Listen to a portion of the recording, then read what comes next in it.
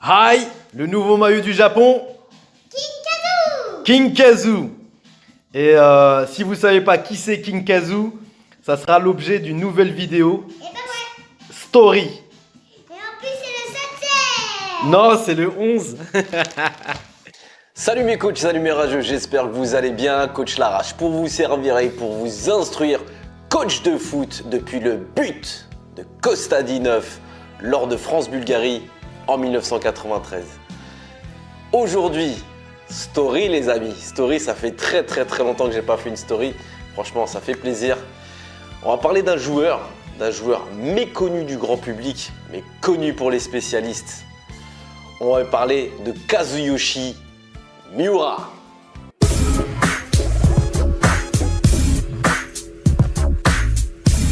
Alors Miura, c'est une légende au Japon.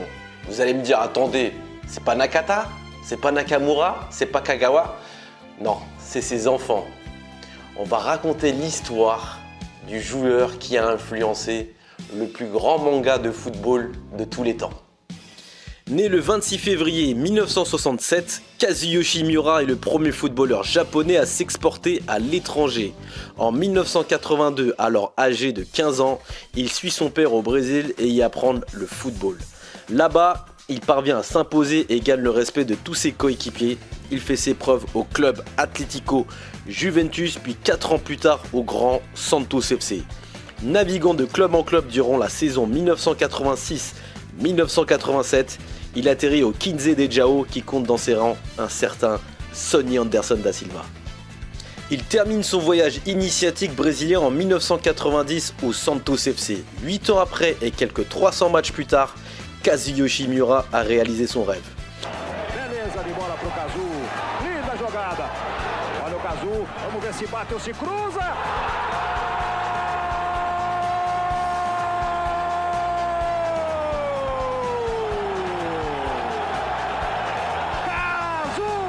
Ce parcours vous rappelle quelque chose?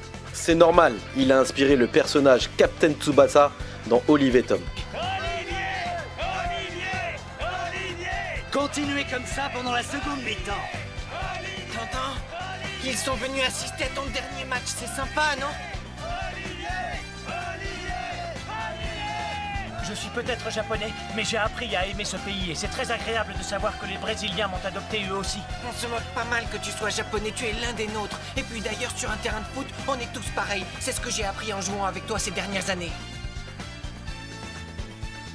Créée en 1990, la toute nouvelle J-League avait besoin d'une star pour être attractif.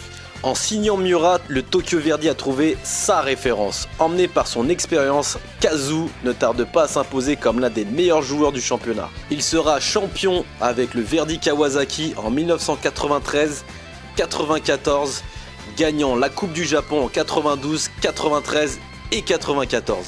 Son retour au Japon lui ouvre les portes de la sélection nationale et il devient le titulaire incontesté des Blue Samurai. Il gagne la Coupe d'Asie des Nations sur ses terres en 1992 face à l'Arabie Saoudite et puis par la même occasion, il sera élu meilleur joueur du tournoi et joueur de l'année.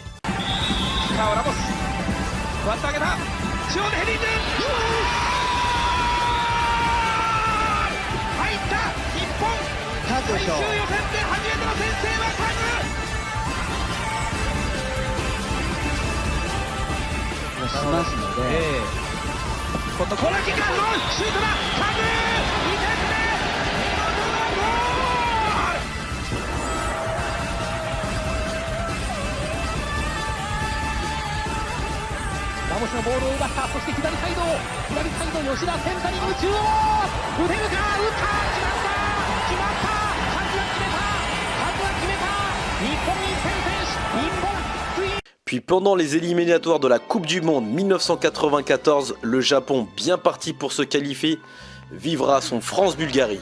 Menant 2-1 face à l'Irak à 10 secondes de la fin, les Irakiens égalisent à 2 partout, les privant de la World Cup aux États-Unis qui plongera tout le Japon dans la dépression. 이라크 선수의 헤딩 슛이 그대로 일본 등골 네트로 향해 날아갔다.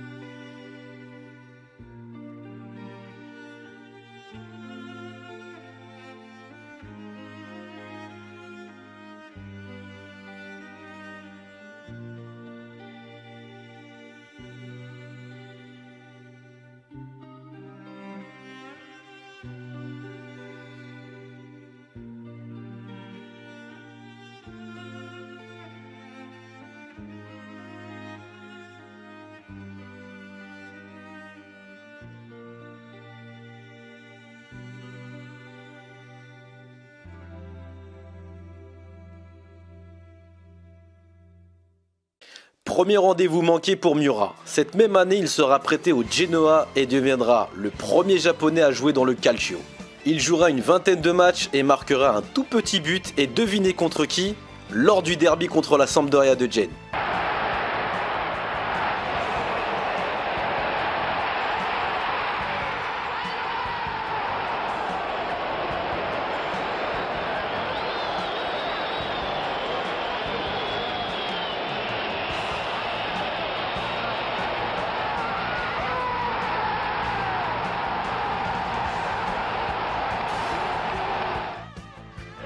Il retourne au Tokyo Verdy où il finira meilleur buteur en 1996 et gagne la Coupe de l'Empereur par la même occasion. Durant les éliminatoires pour la Coupe du Monde 1998, il marquera 18 buts en 19 matchs avec l'équipe nationale qui obtiendra une qualification inédite pour le mondial en France.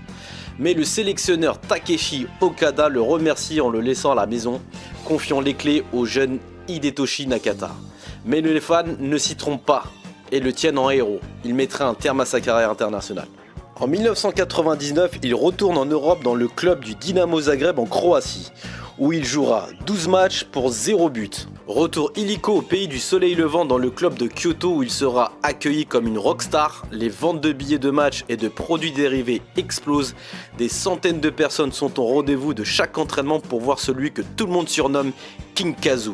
Cette même année, il participera même au jubilé de Jean-Pierre Papin. En 2001, après 51 matchs et 24 buts, il quitte Kyoto Sanga pour le Vissel Kobe jusqu'en 2005 où il marquera 29 buts en 127 matchs. À 38 ans, il signe au Yokohama FC, mais il est rapidement prêté au FC Sydney en Australie. Il deviendra le seul joueur à jouer dans 4 continents différents. Son prêt durera seulement que 3 mois et il retourne au Yokohama début 2006. Vous pensez qu'il a pris sa retraite depuis?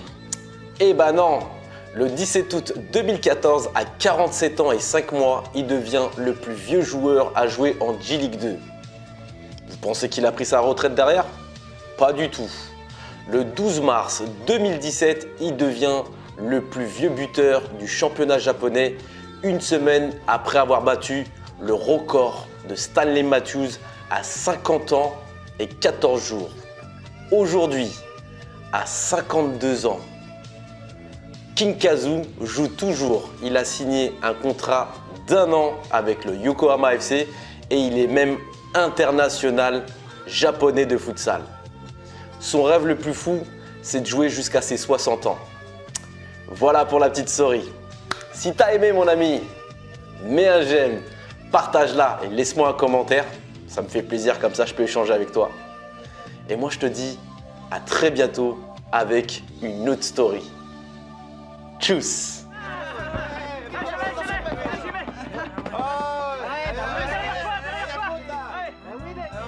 Olivier, un jour mes joueurs et toi, vous vous rencontrerez sur un terrain. Et j'attends ça avec impatience.